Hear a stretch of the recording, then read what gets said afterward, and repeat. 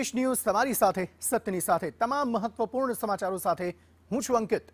મહત્વપૂર્ણ સમાચારથી બુલેટિનની શરૂઆત કરીએ। અમદાવાદ જિલ્લાના દેત્રોજ તાલુકાના રાજપુરા ગામમાં એક ધાર્મિક કાર્યક્રમ દરમિયાન પ્રસાદી કે ભોજન લીધા બાદ સામૂહિક ફૂડ પોઈઝનિંગની ઘટના સામે આવતા અફરાતફરી મચી ગઈ છે।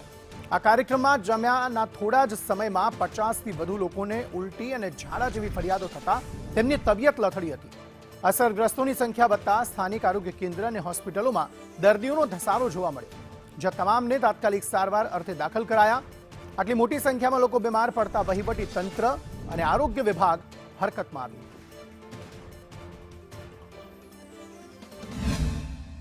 40 થી 50 જેટલા ફૂડ પોઈઝનિંગના કેસ આવ્યા છે આજે હોસ્પિટલમાં। લગભગ 4 વાગ્યાથી ચાલુ કરીને અત્યારે સવારના 7 વાગ્યા સુધી કેસો ચાલુ જ છે।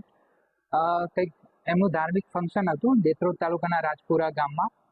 કંઈક સેવ ખમણી ખાધા પછી એમને વધારે આ બધી તકલીફ થઈ હતી બધાને। તેમાં બાળકો બી સામેલ છે અને ઘરડા પણ સામેલ છે, જોડે જોડે યુવા અને યુવતીઓ બી આવ્યા છે અને અત્યારે સ્થિતિ કંટ્રોલમાં છે। બધાને તાત્કાલિક સારવાર મળી જતા ભાગ્યોદય હોસ્પિટલમાં બધા દાખલ કરેલા છે।